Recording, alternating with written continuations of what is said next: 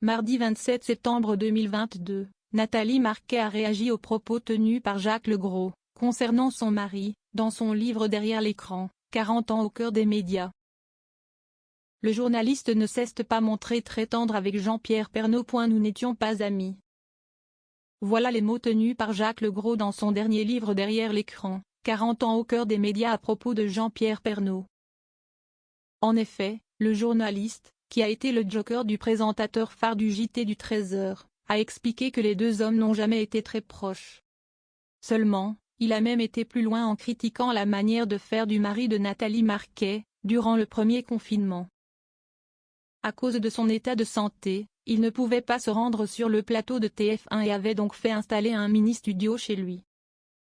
Une situation qui n'a pas vraiment été appréciée par Jacques Legros. Il voulait garder le premier rôle et solliciter l'équipe plus que nécessaire. Il voulait de plus en plus prendre la main sur l'ensemble du journal. Je commençais à bouillir intérieurement, jusqu'au jour où j'ai éclaté, rassemblé mes affaires et repris le chemin du parking et de ma voiture. Puisqu'il voulait faire le journal à ma place, qu'il vienne le faire, a encore déclaré le journaliste. Des déclarations qui n'ont pas du tout plu à l'épouse de Jean-Pierre Pernaut. Dans le Morning sans filtre, sur Virgin Radio, mardi 27 septembre 2022, elle est tout simplement sortie de ses gonds.